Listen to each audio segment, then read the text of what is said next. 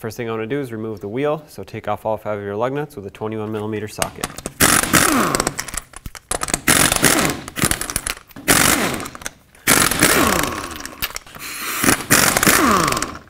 Now take the wheel off.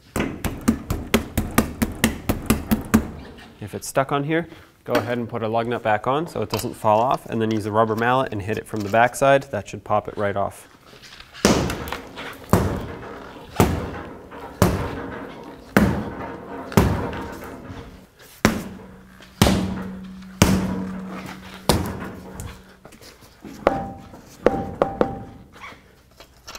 Take the lug nut off now that the wheel is free.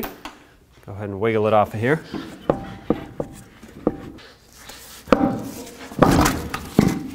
All right, take the wheel off. From underneath the lower control arm, you can put a 14mm socket on the sway bar link nut. Holding the top with a 14mm wrench.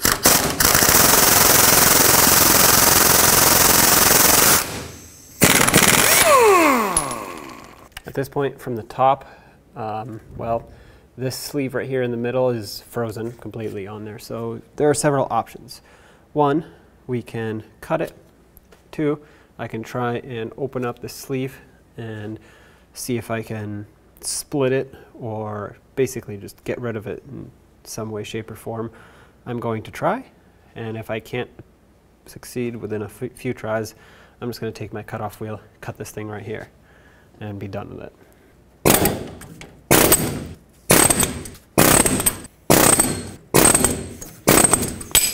Looks like I freed it up. Okay, you know what this means? I can take it out the nice way.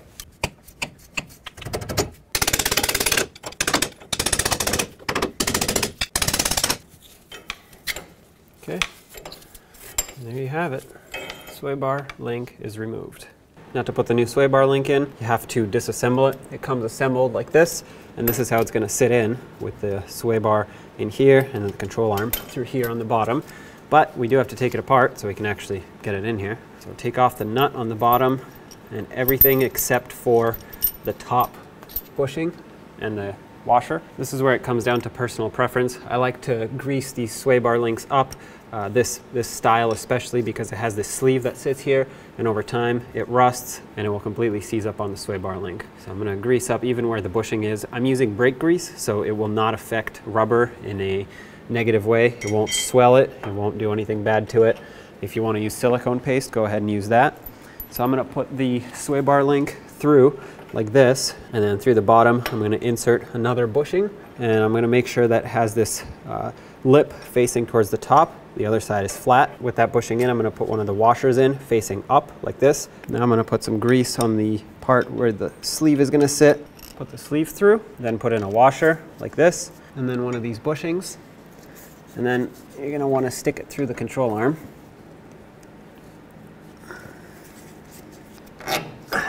Push it down. The other side is still attached, so that's why this is a little stiff. But if anything, that helps us out because it squeezes this down, and you'll see in a second why. It'll allow for more threads to be down there. And now underneath you can see all the threads that are sticking through.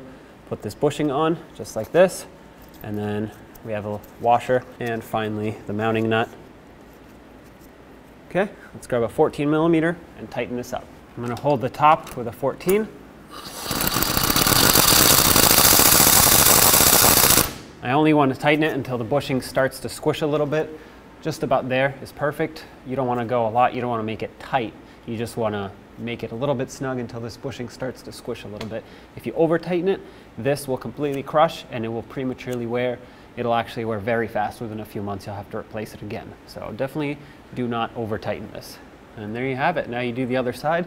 I suggest doing them in pairs because they do wear out, and you might as well get it over with now. Let's put the wheel back on. Put on all 5 of your lug nuts and torque them to 150 foot-pounds. That is if you have the 5 lug wheel pattern. If you have 7 lugs, then you want to torque them to 100 foot-pounds.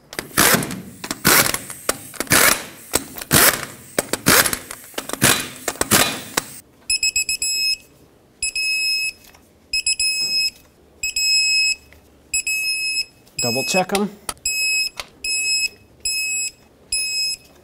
There you have it. When only the best will do, demand TRQ.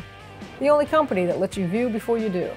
TRQ is committed to offering the highest quality aftermarket auto parts that are engineered for peace of mind. Thanks for using and viewing with TRQ.